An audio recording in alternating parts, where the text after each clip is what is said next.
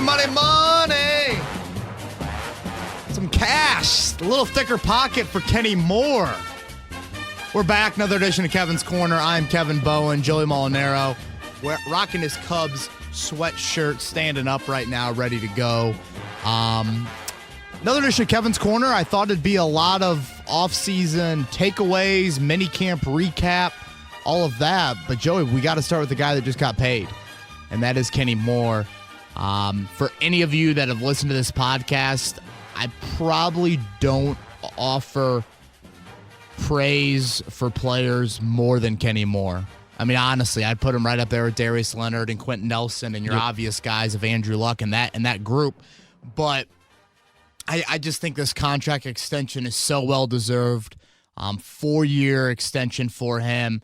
I haven't seen the official numbers quite yet, but it seems pretty substantial in terms of up there with any other nickel slot corner in the league. And you know, I also think it's such like that's not the whole story for Kenny Moore. Like, he does so much more than just being a slot corner for you. So I thought it was really, really well-deserved. Yeah, and, you know, you put it in 1070thefan.com, that story you have about it, and about how Chris Ballard says, if you prove it to us, we're going to pay you. Exactly. You know, I think it sends a great message to the locker room, Joey. And honestly, I think it tells a lot about Chris Ballard as a general manager. You look at the 3 extensions he has given over the last 12 days. You know, Rigoberto Sanchez last week, Luke Rhodes, a long snapper this week, and then Kenny Moore. First off, all 3 of those guys are undrafted. Secondly, Chris Ballard didn't sign any of those guys thinking they would be the starter. You know, it was Jeff Locke is the punter over Rigoberto Sanchez. It was Thomas Hennessy, which is a name I know I'm reaching really deep into it. Thomas Hennessy was a long snapper they signed to be the guy after Matt Overton. And then, obviously, Kenny Moore wasn't even claimed by this team until, you know, the 2017 start of the regular season, and Quincy Wilson and Nate Hairston are drafted that same year. And it's the willingness to let your roster play itself out, not forcing any certain player down the throat of your coaching staff. And, you know, Ballard's been really candid about Kenny Moore and saying he didn't meet my criteria. Did not at all. When you think about it, it was got to be a certain height. Kenny Moore's 5'9", you know, and it was the end of the 2017 preseason. Kevin Rogers and Ed Dodds, 2 of the Colts scouts, are going through the process of waiver claims. And the Colts roster was so bad, especially on the defensive side of the ball at that time, it was almost like Ballard eventually caved. Like, all right, our roster sucks. We just claimed Pierre Desir. At least he's tall. Yeah. Oh, wait, we're going to go claim Kenny Moore too? And I thought it was just a really it's just a cool story, man. And I don't think we say that enough in sports. You know, so many times we just talk about the glitz and the glamour of these top picks. But Kenny Moore is a guy that hard work paid off. He took the opportunity last year during training camp when it was a wide-open competition, and Quincy Wilson's on Twitter saying he's going to be the number 1 corner. Kenny Moore just went about his business, man. And I think that resonates a lot with Chris Ballard, clearly, because they didn't need to give this extension either. Mm-hmm. You know, Kenny Moore was a restricted free agent next year. So, I mean, you could have had him under very reasonable value, $500,000, whatever it is. I guess restricted tender would have been a little bit higher, but right now I think his current contract for 2019 would have been only around $500,000. And yet you're rewarding your own. Like, that's the message it sends of like, these guys are not on the immediate priority list. Like Rigo, Rhodes, Kenny Moore, you didn't need to get these deals done anytime very soon. But yet, again, you are sending a message to your locker room. If you work hard, you produce, I don't care what your background is, we're going to pay you. You know, I think watching these guys react on social media, that just says it all. You know, I don't know how many Colts listeners to this podcast follow a lot of players on Instagram or whatnot, but if you do, look at their stories from today inside that locker room. I mean, they are just gushing about one of their own, Kenny Moore, getting this 4-year extension. So Joey, he played the third most snaps of anybody on the team last year. I mean, he's behind Quentin Nelson and Andrew Luck in that category. And I know I've told this story before on the podcast, but I will reiterate it again. October of this year, Colts Patriots on a short week. You get the visiting head coach every week in the NFL on a conference call. And, I'm thinking to myself, what do I want to ask Belichick? It's not going to give you a whole lot probably if you're asking, scheme stuff or things like that. And I'm like, all right, let's throw something against the wall and see if he'll answer about Kenny Moore. That's where Kenny Moore initially went. Mm-hmm. Valdosta State is where Kenny Moore played college football, actually trained here in the city of Indianapolis during the draft process, had no contact with the Colts. I believe Exclusive Sports Group here in town is the agency that represented him and still represents him. And the Patriots signed him as an undrafted free agent, cut him at the end of the preseason. And, I just, again, kind of shot in the dark. Will Belichick say something? Belichick gave me probably a 3 or 4 minute answer on Kenny Moore. And, this is an undrafted free agent you had in your building for 4 months, and you cut him, a year and a half ago. It's not even something that was fresh in Belichick's mind. But just hearing the greatest coach in NFL history talk about Kenny Moore like that was enough for me. Are you allowed to say that about Bill Belichick here? Greatest coach in NFL history? Hell yeah, you are. Hey, I agree with you, but You think fans are already turning us off 5 minutes into it? Everybody in Coats Nation out there, you talk anything about New England, they're sharing a nasty Facebook post. I know. So. Yeah, I'm sure we'll have some unruly ratings on the podcast, and our subscribers will go down infinitely here. But once I heard that, Joey was just like, "Damn, Kenny Moore is the real deal." Frank Reich told a good story today about when he first took the job and had that, the initial let's go over the roster meeting. Wouldn't you love to be a fly on the wall during that first meeting? Probably be like Moneyball, right? The movie with Billy Beane, Brad Pitt. This guy can't, he's got a hot girlfriend. I guess he can stay. Exactly like that. and Ballard, Reich walked out of that meeting saying, man, he really likes this Kenny Moore. And that was before, Kenny, that was last January. So that was before he had really become a full-time starter. So again, very well-deserved. I know people will probably get a lot of questions. Let's just get out of the way now. I'm sure we'll get a ton of questions about who's next, any more extensions. And I kind of have 5 that I throw out there. Ebron, Doyle, Costanzo, Brissett, and Sheard. All 5 of them. Brissett and Sheard. Yeah, I mean, all 5 of them are in contract years. I guess that's the caveat with all 5 of those. And I will say this. I can make pretty strong cases really against doing Ebron, Doyle, Sheard, and Brissett right now. Mm-hmm. Costanzo probably makes the most sense mutually.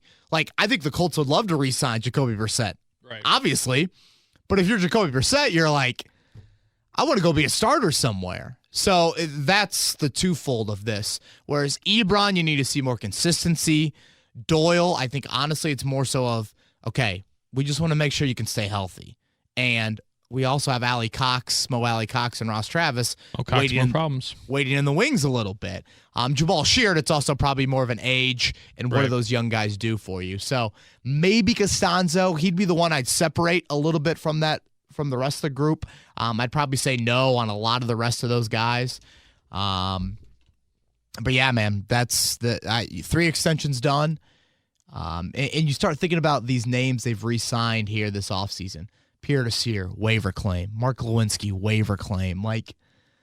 That's pretty impressive. When you evaluate a general manager, yes, you evaluate the draft and free agency a lot. But you also got to look at 12 months a year. Chris Ballard always says it. Yeah, baby. And he has hit a home run with Kenny Moore. Coming down with the high of Kenny Moore, unfortunately, still got to talk about Andrew Luck and his situation with the calf. Yeah, well, we're going to go, next we'll break down kind of the takeaways we've had from the OTAs here and the 3-day minicamp that just wrapped up. Sorry, we're coming at you a little bit later this week. But, yeah, Joey, I tweeted it out Wednesday or I guess Tuesday morning. Do you think watching Kevin Durant last night made the Colts think, Ugh.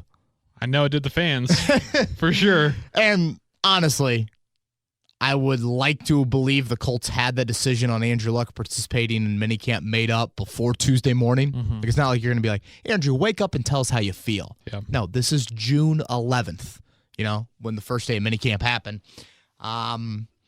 Comparing day one of minicamp to game 5 of the NBA Finals, I'd say it's a tad different. A little bit.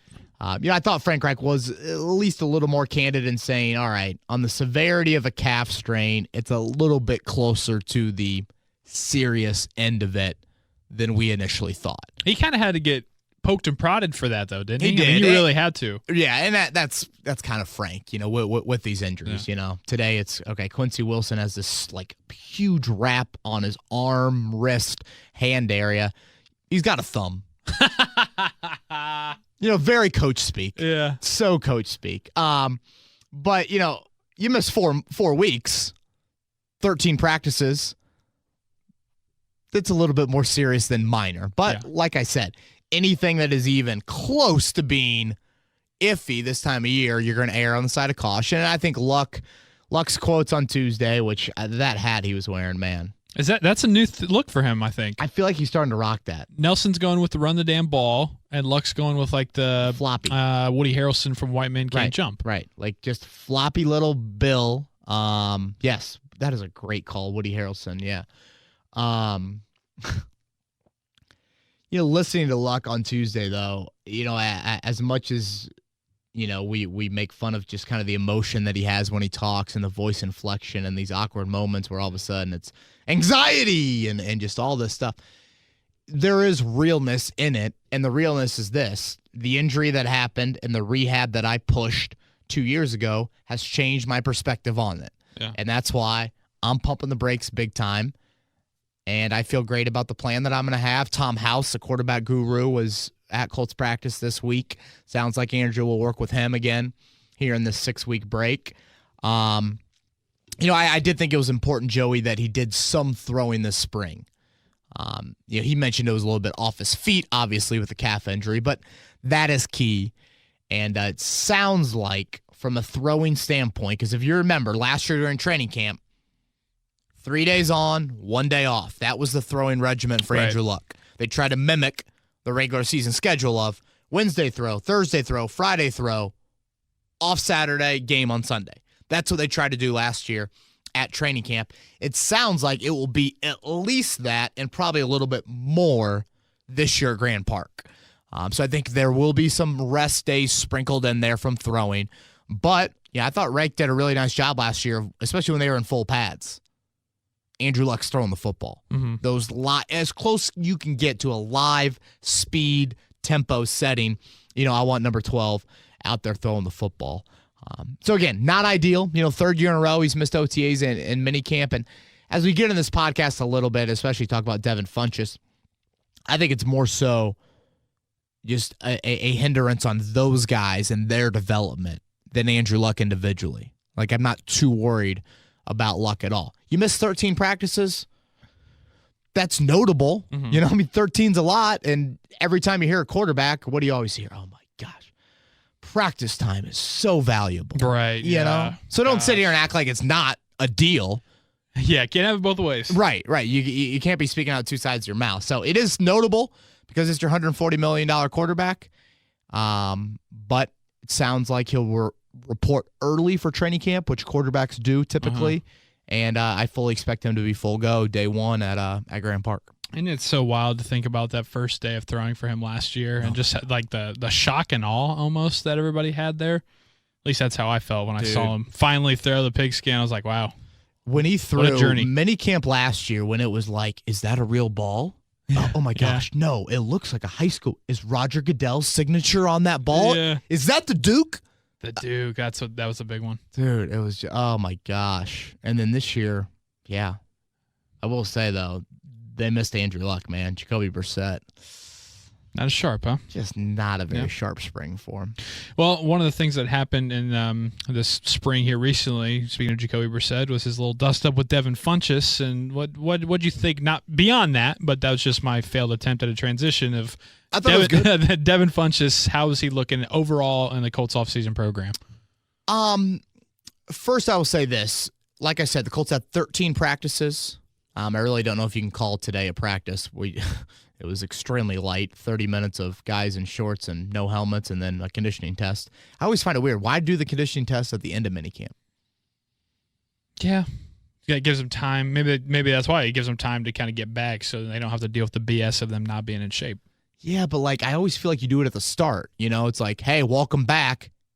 Let's see what you were doing during your time away. I don't know. But, right. So we watched 6 of the 13 practices. So about half we watched. And I thought Devin Funchess was outstanding the first day that we watched him. Him and Brissett had that spat week 2. Spat. I always feel like that's a good word. That is, yeah. It's solid. It's a broadcast term. Yeah, it is. For sure. And then after that, I just didn't think Devin Funchess had a great 4-ish open sessions that I saw. I didn't notice an abundance of drops, Joey. I just noticed him and the quarterback not on the same page, and that being Jacoby Brissett. In a few of those practices, there's no T.Y. Hilton. He sat out a couple of them. So then you're thinking, bam, number 1 wideout, show up, So, again, I would say the positive of it is this. It wasn't the alarming drops. It was more so of you're not on the same page with your quarterback. Well, good news, Jacoby Brissett won't take a meaningful snap for the Colts in 2019 if everything goes according to plan. So I think Andrew Luck's presence can cure a lot of that. Mm-hmm. But Funchess is the unknown on this offense, And honestly, the unknown has been who the hell is going to be the number 2 wideout for 6-ish years. Right.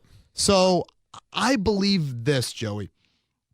For the Colts to achieve the lofty goals that they have and they should have for this team in 2019, Devin Funchess has got to deliver. And he's got to deliver unlike any other number 2 wideout has delivered here in the past handful of years. So I guess that's why, I guess it might have been Tuesday's practice, Joey, or Wednesday. I wrote after practice, man, another quieter session for Devin Funchess. And some of my colleagues didn't write that at all. So you always kind of have this thinking in your head like, man, did I get it really wrong? Or did I see something they didn't? And Rick Venturi comes up to me Wednesday at right before minicamp starts, and he goes, I can't believe no one else noticed that besides you and I. Wow, good for you. Where? And it was just kind of like a reassurance of okay, are we just going to ignore Devin Funchess didn't have 5 or 6 catches today when T.Y. Hilton is sidelined? We can't ignore that. We praise Chester Rogers when he delivers when the top wideouts aren't out there. For sure. You have to acknowledge the other side of it. So, again, I'm not putting all of this on Devin Funchess by any means. And Frank Reich, who I think is usually very honest about his offensive players when you ask him a question, he mentioned route running is something that he thought Funchess did a really good job of this year, and the aptitude of him handling the playbook and what they're asking for him. He mentioned those things as things that he liked from Funchess this spring. And I left it very open-ended. I asked right today, what do you think of Devin Funchess this spring? And aptitude, route running, I guess I can't disagree with those things. But when it came to targets, leading to receptions, didn't see a whole lot of it out of Funchess. So, and then I watched him closely again after Venturi and I talked about that on Wednesday. Maybe a little bit better day, but still not what and Hilton was back on Wednesday. So, I don't know. It's just something that I think, spring. JMV asked me this last night on his radio show. What do you learn in the spring? I don't put a whole lot of stock into it. I'm not all of a sudden reassessing or rethinking my goals or what I believe Devin Funchess will do this year. But it's just it's a seed in my brain of okay, don't be shocked if this happens again.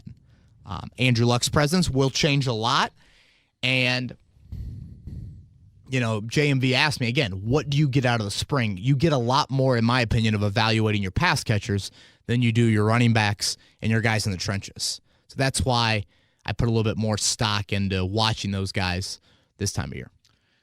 One of the big storylines coming from the spring is always seeing the rookie's first shot to be able to be out there on a pro field and wearing a Colts helmet. Ben Banigou was a big storyline with his possible position change. How'd the group look overall? Yeah, let's start right there with Banigou, Joey. If you're going to put him in the program right now, you're going to put him in there as a defensive end. And a month and a half ago, you'd probably put him in there as a linebacker with the notion of there's a hybrid aspect to his game.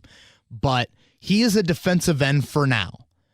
Matt Eberflus, we talked to the coordinators on Wednesday, and check out the Wednesday notebook if you haven't already on 1070thefan.com, the Day 2 Wednesday Minicamp notebook. That has several tidbits from Nick Sirianni and Matt Eberflus, because it's the first time we talked to them since the season has ended. But I thought Eberflus, he compared the Banigou thing a little bit to Darius Leonard last year, where from day one, it was like, Darius Leonard's your starting will linebacker. Yep. And then it's, okay, what else can you throw at him? Can he play Mike in sub packages? Yes. Well, to me, playing Will to Mike is a much less of a learning curve than it is. You are a defensive end in a totally different scheme from what Banigou did at TCU, and now you're going to go play Sam linebacker. Like, that's a different level of your defense. That's a 2-point stance versus a 3-point stance. There's a lot of things different about making that transition, 10 plays here, 5 plays there. Second down, you're a Sam. Third down, you're an N. So it's just a little different, I think, than Leonard's, whatever you want to call it, versatility that he showed last year. So Banigou mentioned that the responsibilities at D end are a lot different than what he had at TCU. TCU, it's a stand-up, 2-point pass rusher type stance. Right. Yeah. And you're reading and reacting. So if you're the running back and I'm Banigou, I have to have you as a responsibility. Right. Are you coming out of the backfield? Are you running a whatever? He's kind of hitting him no matter what, right? Like that to take away. Yeah. That's part of his responsibility. Like, you need to know what that guy's doing before you get up the field. Well, now with the Colts, it's just like, dude, you're a defensive end. You go. Yeah. And that's why Justin Houston is so obsessed with this role here. So that's been a little bit new for him. I think it's something where, I guess yesterday, that would have been Wednesday's final minicamp, and we'll get in the depth chart a little bit later before Twitter questions. It went Sheard and Houston as your starters, Kamoko Toure and Al-Qadim Muhammad as your backups. And then after that, Banigou's probably there. So Banigou is running with your third team right now. Now he can easily push into that second team. Again, what do you throw on him in terms of a hybrid linebacker role? Does that happen during camp? I have so many questions about Banigou, and there's such now a trickle-down effect of playing time, who makes the roster, all those things. So I guess that's the update on Banigou. Other rookies, Joey. Saw Rocky Sin had a couple interceptions the last couple days. Yeah, he did. And he got a lot of first-team run with Quincy Wilson out, which I think was key. And when I watched Rock, he just, I don't know. He just looks like he belongs to me. Yeah. There's some fine-tuning that definitely needs to happen, but he looks like a guy that belongs. Not your Presbyterian Temple corner. Like, yes, maybe you see a little bit of that, but he's still strikes me as a guy that's going to play and give you a lot of important reps, starting reps down the road. Currently, right now, well, I'll wait. I'll get in a depth chart here in the next segment. Okay. But Bobby Okereke, Joey, Paris Campbell, Rock Yassin, those are the guys that I'm noticing. Injuries have played into it, more so for Okereke and Yassin. They've sprinkled into some first-team reps. The rest of the rookies, pretty far down. And I would group Kari Willis into that group I would put far down. Second or third team safety right now. And that's without Clayton Geathers participating in the spring. So I know some people had questions on Willis, just where he could fit. Could he play? I thought there was a chance he could play early, but they love George Odom, they love Matthias Farley, and right. Maybe special teams for Willis and Marvell Tell. We've seen the attrition that happens at that position. Never know. Especially for the squad. Never know. Certainly. It could be week 8. He could be playing a huge role for you. But right now, even without Clayton Geathers, Willis doesn't look like first or second team reps. For sure. All right, you mentioned depth chart. That's a pretty big thing, I think, going into training camp. With that being the next moment we'll see this Colts roster together in late July at some point. What are you thinking? Let's start with the offense first, then we'll hit defense. How's the 11 or the 2-man deep for those positions looking on O? For you, Joey, that helps our website get looking good on a daily basis, and I'm sure I hope and I know you do read a lot of our content. Yes. And for those of you that have read our content over the past few weeks, the O-line depth chart hasn't really changed much. Defense, a lot of changing. Yep. Offensively, O-line included, there hasn't been a lot of changing. I feel like if you're going to go run out there, yes, we didn't see Jack Doyle and Eric Ebron in the spring. We saw Ebron a little bit, but not much. Mo Alley Cox was starter at tight end. But going into week 1, I guess week 1 at training camp, the offensive questions are this.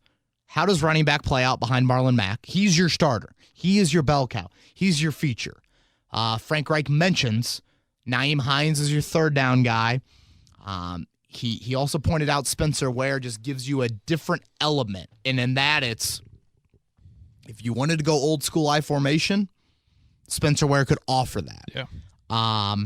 How does the competition with Ware, Williams, and Wilkins, Jordan Wilkins, Jonathan Williams, Spencer Ware, how does that play out? How does that play out for a 53-man roster? And how does that play out for just your weekly game plan? Because Frank Reich didn't seem too keen on using a third running back last year. And yes, fantasy football experts will want to know that information. And also, you're one injury away from really needing one of those guys or two of those guys to play a lot. So those are my questions at running back. Wideout, it's Hilton and Funchess by far. I thought the spring was a reminder from Chester Rogers and Zach Pascal of don't forget about us. Yeah. Okay, you drafted a wideout in the second round. You paid Devin Funchess the amount of money you did. All we hear about is Deion Kane. Here we are. We practice every day. Kind of typical from Rodgers. Yeah, typical from Rodgers. And I also think Pascal, he's a guy that we just shouldn't, he had some moments last year, some big moments for you where he made some plays. So we didn't see Reese Fountain the last, day and a half, 2 days of minicamp. Marcus Johnson had a couple moments as well. But again, Joey, you have these 4 receivers that I think are pretty close to locks for your 53-man roster. And the Colts give off the impression that Deion Kane is not going to PUP. Maybe that changes, but right now, they're pretty convinced he's going to be ready to go. So that's July, whatever, late July. July 25th, first day of training camp. Because, again, for a guy to go on PUP, he's got to be declared that before he starts practicing in training camp. You can't go through training camp and then be like, oh, yeah, we want that guy on physically unable to perform for the first 6 weeks of the season. No, you got to do what you did with Tyquan Lewis last year. You got to put him on IR and then bring him back after the midway point of the season. So I still look at Hilton, Funchess, Campbell, Kane. You're keeping those guys. That leaves a spot for 1 or 2. Yeah. And then lastly, offensive line, Joey. It's exactly what you'd expect. Lastly, on the offense, tight end wise, the question I leave the spring with is how much will Mo Alley Cox push for playing time? How much can you involve a third tight end? To me, he was the most consistent pass catcher in the spring. Mm-hmm. I thought he was reliable. I thought he was available. They involved a third tight end a decent amount last year. But to do that, you got to take Doyle and Ebron off the field for some snaps. So I think Mo Alley Cox has given this staff real pause of man, we need to use him. So that'll be something to watch. I'm just praying that they do and that he's a success so we can work up the shirts. Mo Cox, Mo problems. Wow. Wow, you went there. All the Kevin Corner, you're going to steal it. I'm patenting it right now. Patenting it. I mean, think about how good those headlines are with Mo Alley Cox having a big day. No, see, yeah, that's another perk, especially for a guy like me. But I see some nice blue shirts with the Colts font, Mo Cox, Mo Problems. Don't let the shop steal your idea here in Indy. Get on that right now, man. All right, but the defense, you mentioned that there's a lot of different movement going on there. A lot of different movement. And naturally, when you have as many personnel groupings as you do on defense, you're going to have that. I think your starters up front are pretty set. Jabal Sheard, Justin Houston, Danico Autry, Marcus Hunt. You're old. You're very light. Hunt and Autry are not over 300 pounds. At times, they played DN for you last year. They're going to play defensive tackle. But then it's, okay, how does the depth break down? I think Grover Stewart's going to play a lot. I think Tyquan Lewis is going to play a lot. Jihad Ward will be in the mix. We obviously have mentioned Al-Qadim Muhammad on this podcast a lot. He's going to play. What happens with Banogu and Toure? So, yeah, I think your D-line is set as starters, but you play 7 or 8 week in and week out. Linebacker, Joey, it's hard because we didn't see Darius Leonard in the spring. And I would say for the last couple weeks of spring, it was Anthony Walker and Bobby Okereke together most extensively. That duo. And it's a duo that I think when Leonard gets back, I honestly think that will turn into a competition. Okereke and Walker for the starting Mike job. I will continue to say I think Anthony Walker is the favorite, but you watch Bobby Okereke on the practice field, you see speed, you see length, you see a guy that would probably fit on passing downs. Not sure if he's a 3-down guy. I'm so skeptical of that right now. But that's where I think the Stanford rookie could get on the field early on. And then the other question, of course, is, okay, if Banogu's an end, do you use a Sam linebacker? How much do you play that Sam linebacker? Is it Matthew Adams again? Where is Zaire Franklin? Those are some of the questions that I have at linebacker. And I guess lastly, with the DBs, Joey, top 2 corners are honestly pretty set for me. Pierre Desir has looked terrific. Kenny Moore, I just gushed about. How about Kenny getting his braces off? Oh, nice. That's probably almost bigger than the contract extension, in a way. Dude, I was there. Did you have braces back in the day? Oh, of course. I got mine off 2 months before my freshman year of high school. When I went into high school, where I only knew about 5 or 10 people going into high school. That's really big. Dude. It changes your personality. I can talk to a girl. Yes. Exactly. And don't go, afraid to laugh and smile and really do everything. Oh, man. Like, I can speak. That's a big development for him. Good for him. Good for Kenny. Kenny Moore, Pierre Desir start. And then, Joey, I guess it's a competition, I think. Once Quincy Wilson gets back from the thumb issue, him and Rock Yassin for the third corner. And I thought Nate Harrison was really good in the spring. I thought Jalen Collins had some moments. One of my biggest takeaways, honestly, Joey, from the spring is this. So many people ask me, okay, how do you compare this team to last year? That's always a popular question. Hell, I ask coaches and players that all the time. My answer to that is this. This team is more balanced from the deepest position group on the team to the quote-unquote weakest position group on the team, more so than I've seen it in quite a while here in Indianapolis. And some people might be like, well, who cares? I think that's important in a league that is so matchup-driven. You're trying to expose weaknesses. That's what you do to your opponent week in and week out. Yeah. And I don't look at the Colts as having this glaring weakness. Yes, there are certainly areas where they're deeper, they're better, etc. But I think the balance on both sides of the ball, that's a pretty even line. And corner, to me, stupid deep. Just stupid deep right now. Jalen Collins started in the Super Bowl. A couple of years ago, yeah. And you might cut him tomorrow. Like, that's what you need. So, yeah, I thought corner might have been the best group we saw this spring. Safety-wise, it was Hooker and I guess more Odom, but Farley was also in the mix as a starter during the spring. I fully expect Clayton Geathers to be back for training camp and kind of take over that. But yeah, that's pretty much how the defensive depth chart. And when you listen to this podcast, we're taping this Thursday afternoon. Friday morning, I think I'll post a full depth chart, full 90-man depth chart on 1070thefan.com. Good. So check that out if you haven't. You already hit on differences, right, from last year to this year? Yeah, again, it's just that. It's the balance of the position groups. That, to me, is the biggest difference. And that's what you want. That's how you build a roster. You don't want this huge drop-off to where you're going into camp and you're saying, all right, whatever team has the most wideouts, we're going to claim the first wideout they cut. How many times have we done that? Yeah, I know. How many times do we get questions on the podcast of like, which positions do you think will be claimed at the end of the preseason? Right. I mean, maybe a linebacker, maybe a backup tackle.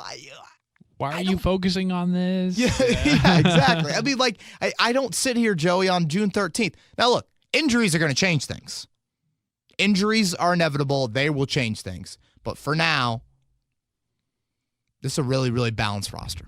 Cool. I just want to make sure that that was everything that you had on that between 2018 and 2019. You ready for some Twitter questions? Yes. All right. Got quite a few today. So let's hop in. Let's start with Richard. Last year when healthy, Marcus Johnson seemed to play really well, and Reich has mentioned being a believer in him. Has he flashed at all this offseason? And despite the deep competition, could he sneak his way into a roster spot? Yeah, I'd say I've definitely noticed Marcus Johnson a couple times. Made a beautiful over-the-shoulder deep ball catch from Phillip Walker yesterday maybe or Tuesday. He's a guy you just can't forget about. But, every time I'm like, you really want to wide out to show yourself being the fifth or sixth guy, I keep on going back to special teams. Like, isn't that what that roster spot's going to come down to? Yeah. If Deion Kane's healthy, where is Marcus Johnson going to fit in your offensive game plan with Kane, Campbell, Funchess, Hilton? It's like tough. Go cover kicks and go return the football when you're asked to do that. And I don't think Johnson is in line to do that. I think he's done a little bit of that here, but I think it's more of a Pascal Rogers thing. From our good friend Jersey Johnny. Catch him 10 to noon on Sunday mornings on The Fan. You and him? Yeah, me and Jers. He chimes in, can Marlon Mack be the running back? Is that the intent? Yes, that is the intent. I guess there is a bit of a question of can he be the running back? When you put the, I assume the was in all caps? All caps. That probably means what? Pro Bowl caliber? Yeah, feature, cowbell, that kind of guy. It's funny. I'm working on a story for Marlon Mack, and I guess I'll just offer a little insight into it now.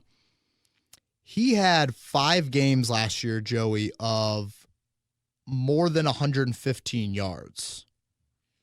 He had 6 games of less than 50.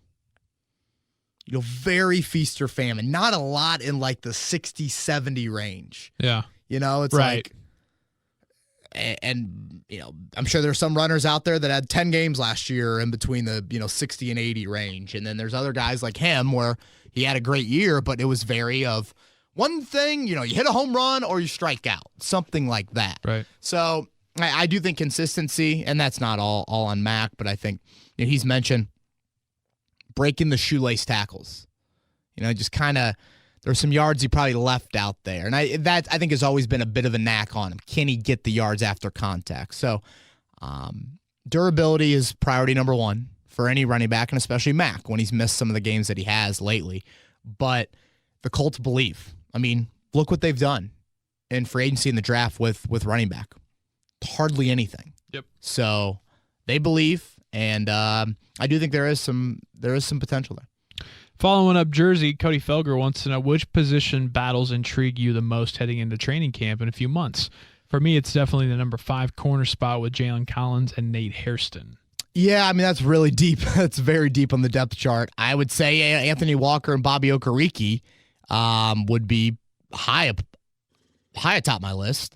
I'd say how the running back reps play out. What does Deion Kane look like, and how does that impact other wideouts? I know we've talked about it a lot. Does Mo Alley Cox push for, tight end reps? If you're looking at, I guess, sheer, 53-man roster battles. Who's your last defensive lineman? Yes. Who is your fifth corner? What do you do at safety? To me, it's like a no-brainer. You're keeping 5 safeties.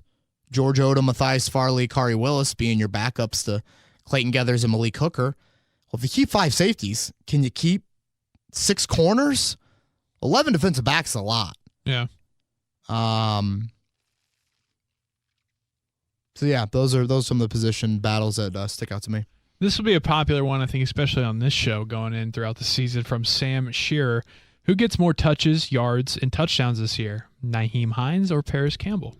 It's a really good question. Touches, obviously Hines. Like when you're a running back, you're just going to get more touches. What does he go? Touches, yards, touchdowns? Yep. Yards and touchdowns, I'll go with Campbell. Well, should I go with yards for Campbell? That's a lot of yards. Touchdowns, I think Campbell. I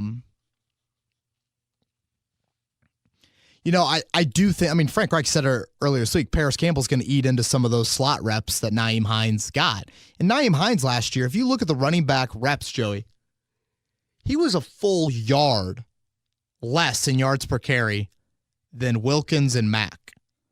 So, how do you not fault the running back to a degree? They're all running behind the same offensive line. You're a full yard behind the other two guys. True.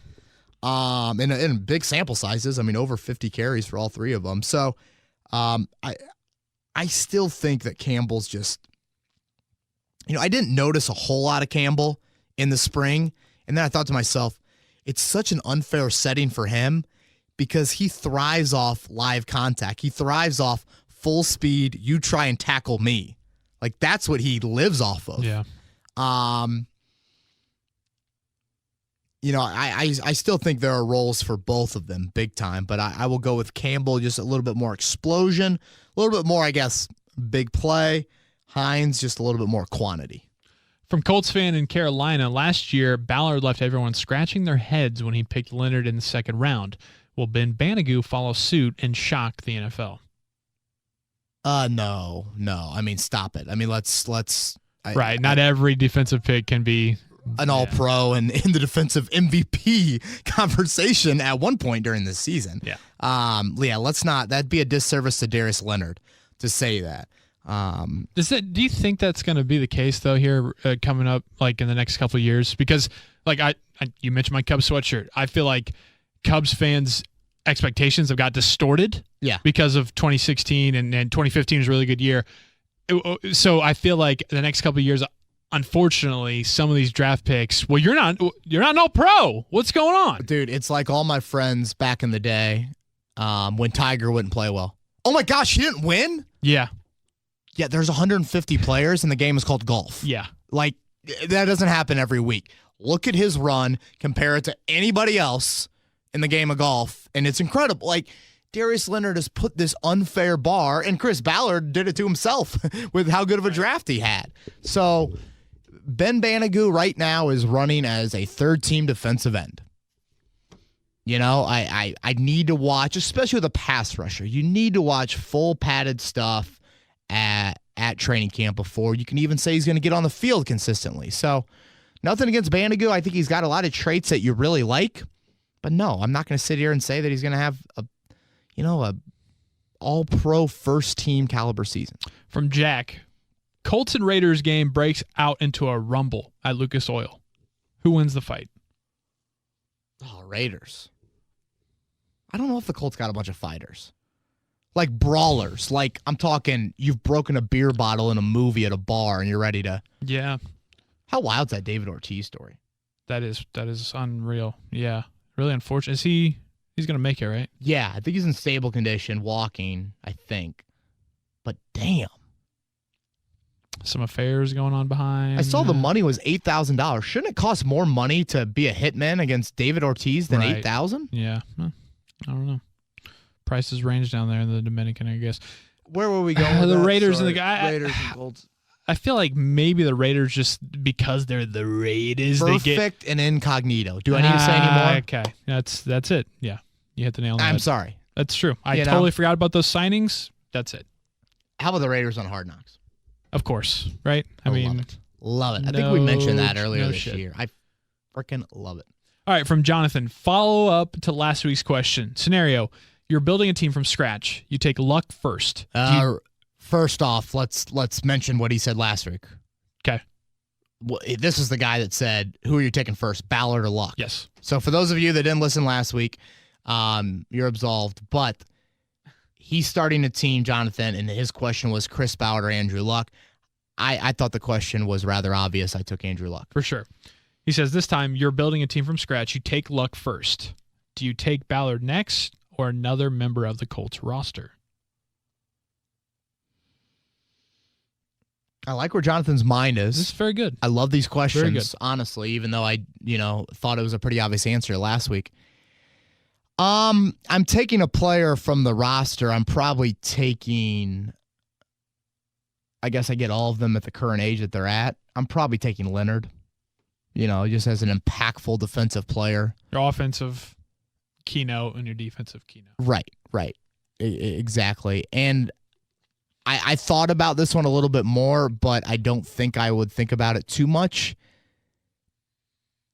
If I'm an NFL owner and I'm hiring a general manager, I have a much better chance of hiring a general manager that is close to Chris Ballard than I do of hiring the right general manager who then is going to draft an all-pro linebacker in the second round. Cuts your odds in half. Yeah, it's just to me, it's a lot easier to hire. Chris Ballard, we would rank as what?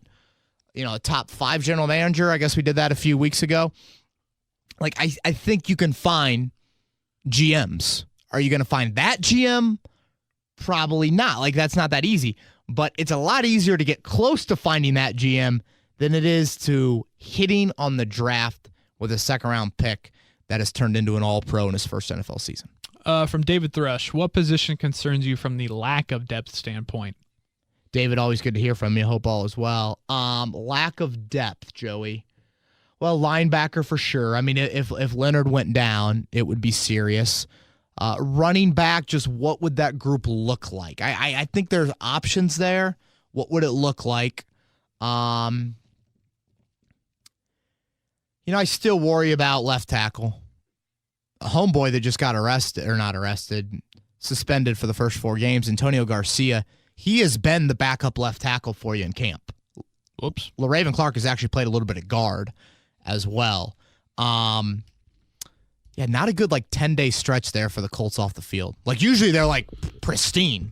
Right. But it's Okereke, Chad Kelly, Garcia. Yeah, not great. And, dude, this is the time where it's you don't want anything to happen. Yep. I think this time last year was Robert Turbin, 4-game suspension. Yep. Yeah, this is where you want. First day of training camp, he had to talk to all of us. Yeah, met the media. Yeah, it's one of those things where Frank Reich gave everyone a strength and conditioning booklet. I guess he probably didn't do it, but one of his minions did it before they left the complex today. It's and here's a $100 Uber card. Use it. Don't drive. Would you be a Frank Reich minion if you could? Dude, probably not. Those hours are insane. Yeah. My wife already thinks I work too much right now. And it's not some of those minions low level, they don't make anything, man. Right. Yep. What the hell is the question? I don't remember. Depth. Lack of depth. Yeah. Linebacker, left tackle. Yeah. Okay, from Nate. How important is the first game with the Chargers as far as a tone setter for the year? And that question that David Thrush just asked, we'll get into that in because we're still going to do a weekly podcast between now and camp. Mm-hmm. We'll get into the most indispensable Colts, those sorts of things where we'll get into more of that here in the next month and a half. Okay, Chargers tone setter, huge. Really? Huge. It is for a couple of reasons, Joey. What are you, 3-7 in the first 2 games the last 5 years? Something like that. I think that might be right. You haven't won an opener since Greg Toller played for you against the Raiders. Terrell Pryor was the Raiders quarterback. That's how long it's been, 2013. So that right there are reasons. You don't have a schedule this year to play with fire. Last year, you could afford to play with fire. I don't think this year This year's schedule offers that. I guess I got a lot of reasons. I got two more. Frank Reich has emphasized getting off to a much better start, more than maybe anything else this offseason. That means so much to him. And then lastly, the Chargers could have been the number 1 seed in the AFC late last year. Like, they were in the mix. Yeah. They should be in the mix again this year. So it's just, hey, get a potential tiebreaker down the road. So yeah, I mean, I'm not going to sit here. If the Colts lose the game, I'm not going to be like 7-9. Here it comes. But it is an important game on several levels. Drew wants to know, or he says, many fans didn't want Antonio Brown due to being 30. Ty is 29 and will be 30 this season and heading into a contract next year. Any thoughts that Campbell could have been drafted to replace Ty if he were to not come back after next season? Well, he's still under contract through 2020. So I think you would cover your base there. And I'm pretty sure, I think, not to get like too technical on years and when people were born, but I think it's more like a year and a half difference between Hilton and Brown. So, no, I don't think Paris Campbell can be looked at that. Maybe he rounds out into that route tree and he becomes a guy, but I still look at receiver next year in a deep draft class in 2020 and think you'd be wise to tap into it again. So, yeah, I think that's putting a little too much pressure on Paris Campbell. From Michael, which rookie drafted after the 3rd round do you expect to make the biggest impact this season, whether as a surprise midseason or that you can see impressing now in camp? Well, that's a really good question. Who asked that? Michael. Michael, good work. Well,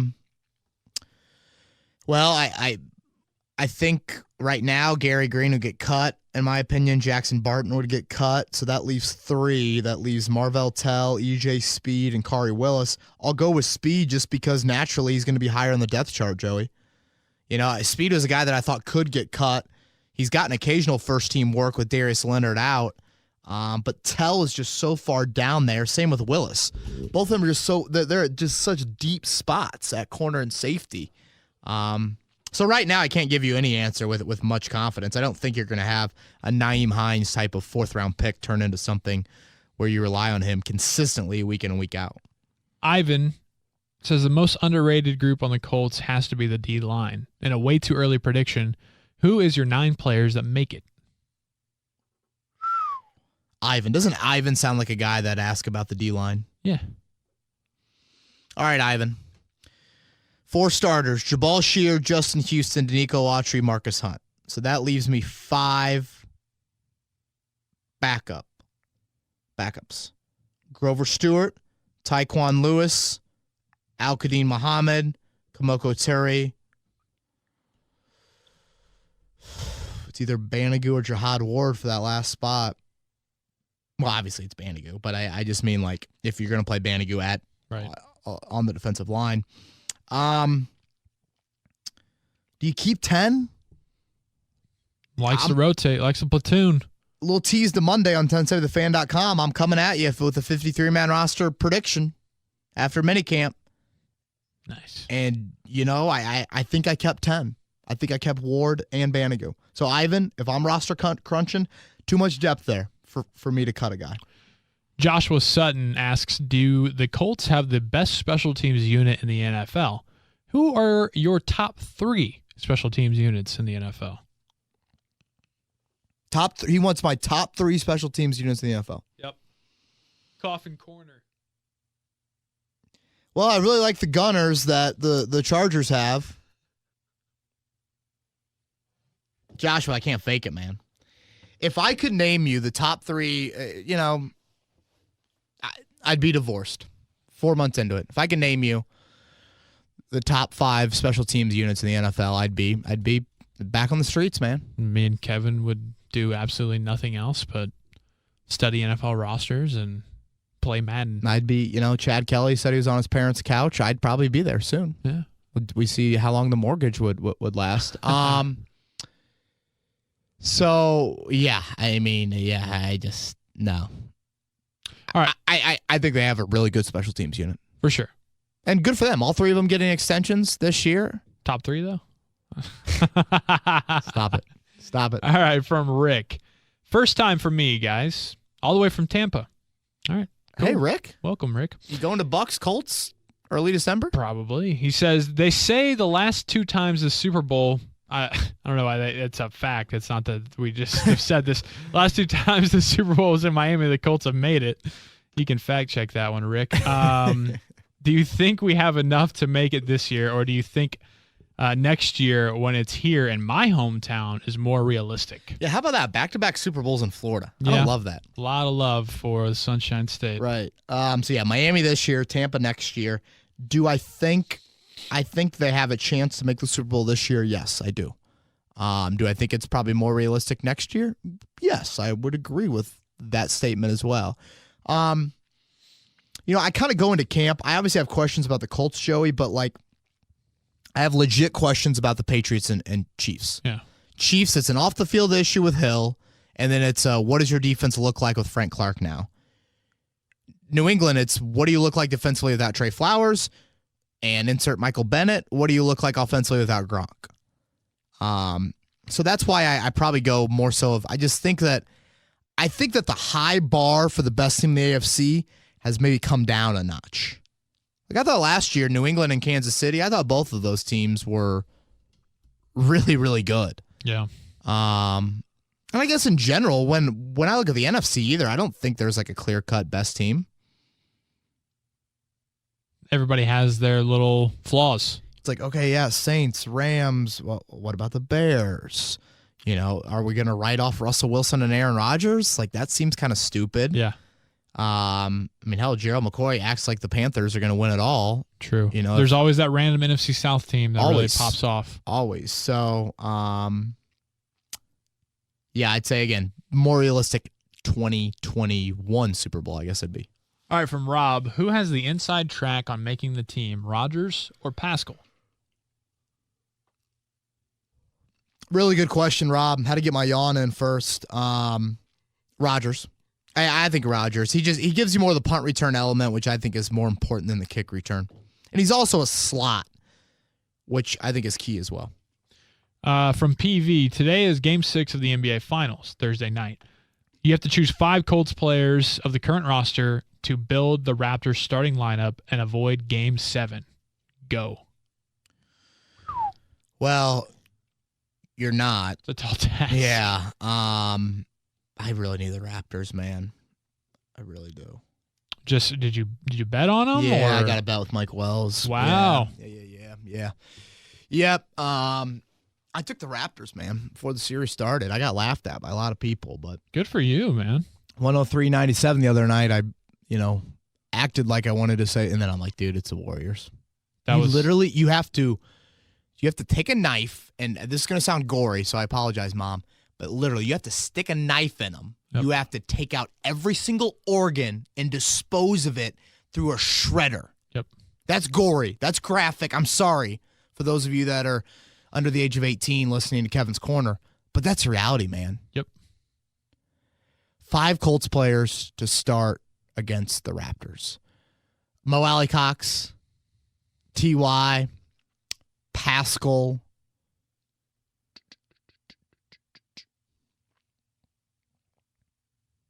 I don't know, man. Who am I forgetting? It's such a fluid game anymore. That Ross Travis played college basketball, but I don't want a bunch of bigs. No, that's who what can I was about shoot. To say. Right. Can Vinatieri stand in the corner and knock down threes for me? I don't know. You'd probably think on the receiver group. Chad Kelly? Chad Kelly's built like he had 10 rebounds a game in high school, though. Can Malik Hooker? Yeah, Hooker. Hooker played, good call. He played basketball for a while there in Western PA.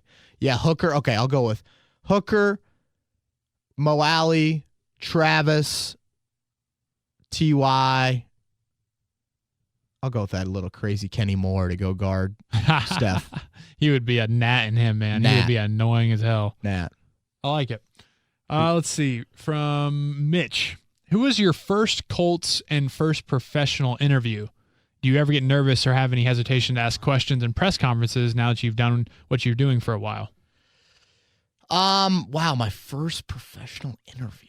little sneaky, tease promo for my own here, Mitch, Espresso Radio. We did a really in-depth interview with Kevin, about 45 minutes, and we asked a lot of questions about this very topic. So if you want to check that out, it's on YouTube. Search Espresso Radio, Kevin Bowen. It'll be there. Go ahead. Great podcast. Well, really enjoyed you guys having your dads on. Oh, thanks, man. That was funny. Yeah. Happy Father's Day to all of our fathers listening. True. Wow. I don't know. I mean, I was low on the totem pole. It was probably like some rookie. It was probably like Ben Igelana. Whoa. Like Drake Nevis. Holy cow. Yeah. I mean, we're going there. So what's he ask? First professional and then first Colts and first professional interview. And do you ever get nervous or have any hesitation to ask questions in press conferences? Yeah, there's probably a little bit of pause that you naturally have. But like at the end of the day, I just kind of look around and I'm like, I've heard some of the dumbest stuff in America. Nothing that comes out of my mouth is going to be any dumber than like what they've asked. I mean, nothing against my colleagues, but like a lot of them ask great intelligent questions I love. But then some of them, you're just like, wait, what? Did you not listen? Why are you asking that? Yeah. And everyone goes in there with their own kind of agenda. Of course. But yeah, I would say, I think I said this on your podcast, so a quick tease. I would say talking to LeBron was the most nervous I've been in an interview setting. But yeah, with Andrew, I mean, Frank Reich, no, not at all. I mean, even like Belichick, no, it really wasn't. Right. And you're around it so much. You're just numb to it. Right. You're just really numb to it.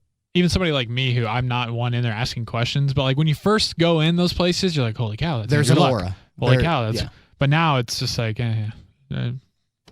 humble brag, but whatever. No, I mean, seriously, it is. And I've been fortunate to be in just unbelievable situations that I'll tell my grandkids about one day. Yeah. But you grow numb to it. I try to find the balance of being numb to it because I think you have to be numb to it to do your job well, but then also have this just incredible appreciation for like, oh my gosh, my office is Lucas Oil Stadium today. True. Well said. From Logan Wagner, who do you think will take the last 5 spots on the 53-man roster as of right now? Logan, this is a question I'd love to answer next week. Well, you will in your Monday article. All right, last 5 spots. I probably put Ross Travis, Raven Clark, Jihad Ward, EJ Speed, Nate Hairston. I'm really throwing some mud against the wall there. Yeah. But in general, think of those players I just named and like insert them into what you would put them on your board. Wide receiver 5, offensive lineman 10, defensive lineman 9, whatever. From Matt T, I know it doesn't matter, and they're both great QBs, but who do you think is the overall better one, Andrew Luck or Russell Wilson? I really hate this debate, by the way. Where do Super Bowls like matter for you in like these debates? I think they're important, but I'm not naive enough to understand that yes, you do have to have a really, really good team around you, even if you are a really, really good quarterback, to win one. Like Russell Wilson walked into just an incredible situation in Seattle. But I will say I'm also somebody who looks at it as, there were other guys who, let's say like a Matt Flynn, for instance. I don't think that Matt Flynn could have taken Seattle to where it was. For sure. I mean, trust me. I think it's a great question. I have tons of respect for Russell Wilson, probably more so than most. I think he's an unbelievable quarterback. If I'm starting a team tomorrow and I know I'm probably copping out, I'm probably taking Luck just because I feel like sooner or later Wilson's legs and that aspect of his game, which is such a great asset, won't be the same. And so I think that will lessen, just how tremendous of a player he is. But I honestly flip a coin, and I'm not trying to cop out. I would take either of them. I think Russell Wilson is just as good as Andrew Luck. I think he's benefited from having a better defense. You look at some of those offenses that Russell Wilson's had. Outside of Marshawn Lynch, dude, he's throwing to you and me at times. And he's behind an offensive line that sucks. Now, Andrew Luck could say the same thing for his first 7 years in the league. But I'll go with Luck just to appease people. I mean, I know that same draft class, they're always going to be compared, but to me, it's like comparing Matt Damon and Christian Bale. Like, why can't they both they're both really good actors, and you enjoy their movies, and you enjoy watching these two guys play, and just be glad that both of you didn't pick RG3. Dude, it's such a great comparison. I asked my wife that leading into the Indy 500. For those of you that are from out of town, Christian Bale and Matt Damon were co-green flag waivers at the Indy 500 a few weeks back. And I know minimal about movies. And so I'm just like, all right, I've heard of Matt Damon. Definitely. I've heard of Christian Bale, but I've probably heard of Matt Damon a little bit more. Like, who are you taking? And she literally was dumbfounded. She was like, wow, it's a great question. Yeah, I mean, it's like that. It's like. But either way, you can't really go wrong. No. In the way I see it. Yeah. Again, Matt, I understand the question. I hate the people who get really upset whenever there's compliments paid to Russell Wilson, like it's a slight to Andrew Luck or something. Dude's a great freaking quarterback. Right. From Jenny Chapman, in light of Kenny's extension today, any other extensions you see getting done before training camp? Jenny, good to hear from you. I'll say no. I remember Anthony Costanzo got extended into the regular season. Almost back in 2015. Okay, I mentioned those 5 earlier, Joey. I still think from a mutual aspect, Costanzo has the best chance. I really don't think the Colts are going to extend Ebron, Sheard, or Doyle, and I don't think Jacoby Brissett wants to be extended. Yeah. Like, he wants a starting job, right? So, yeah, my gut in the back of my mind says, again, right around maybe 50-50 for Anthony Costanzo. Part of me is like, dude, the Colts just want to make sure he's really healthy. And then Costanzo, if he claims that he's in the best shape of his life and all this stuff, wouldn't he want a great season? And then that market value is driven up big time.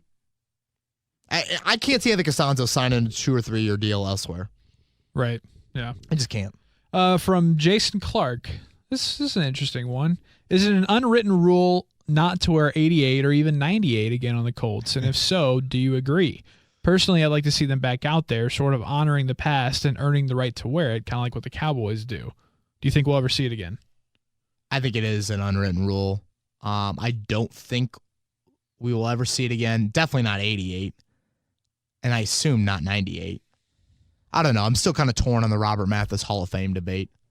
I think he should get consideration more so than Dwight Freeney. But, I mean, hell, I guess with all professional sports, don't you run out of numbers eventually? Yeah. Well, you only dress 53.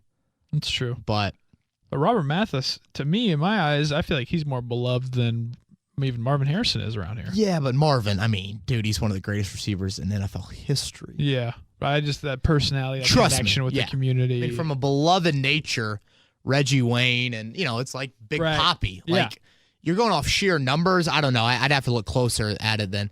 But did Manny Ramirez have a better career than Big Papi? Like, purely numbers. Probably. But in terms of beloved in Boston, it's Big Papi over Manny. You could make the case for Reggie Wayne here over Marvin Harrison. Yeah, I mean, Manny Ramirez hit 555 home runs, batted .312 for his career. Dude, that's an absurd. .411 on base percentage. I'll look up David Ortiz, but to your point, there's no way he hit over. I'm gonna guess 280. I don't know. According to Baseball Reference, that's pretty close. David Ortiz, 541 career home runs, 286 batting average, 380 on base, 552 slugging. So I mean, dude, to me, it's just yeah. It's just the fact that Marvin is just so freaking good. Yeah. No. I don't think 88 and 98 will ever be worn, to answer your question, and I probably agree with it. It takes a lot to get to that level. It's like Andre Iguodala should be in the Hall of Fame. It's like, no, Julian Edelman should not be in the Hall of Fame. Unbelievable performances in postseason history. But this is the Hall of freaking Fame. To get your jersey retired, you got to be the elite of the elite. And I think Marvin Harrison was, without question, that. And I really think Robert Mathis.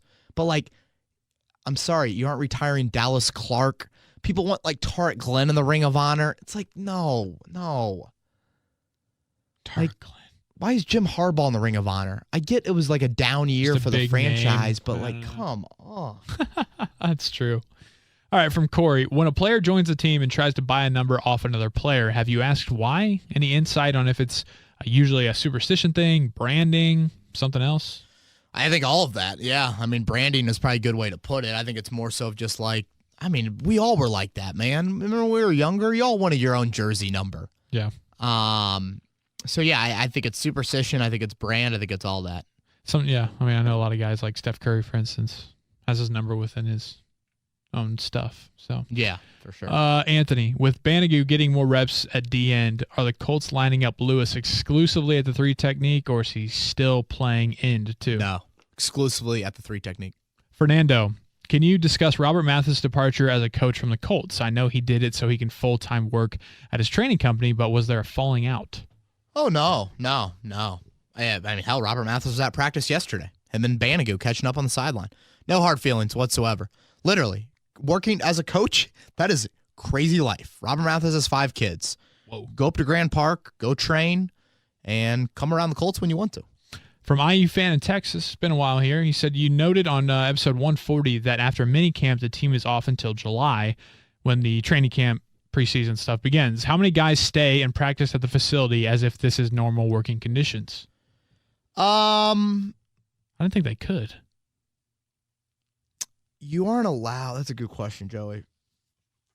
There has to be some sort of like. You aren't allowed to have team practices. Like, I think you're allowed to go with the training staff. You can't go in like the bubble and all of a sudden the bubble. God, that's such a Roncalli High School. such a University of Indianapolis term. You can't like Andrew Luck can't throw routes to T.Y. Hilton. Yeah. You can do strength conditioning rehab stuff at the facility. I mean, honestly, I'm guessing 30% of guys make their offseason homes here. That's just a number I'm throwing out there. Like, I mean, out of 90 guys who are doing all this, probably. Yeah, like off the top of my head, I'm trying to think of guys that like have homes here. Luck, Doyle, Costanzo.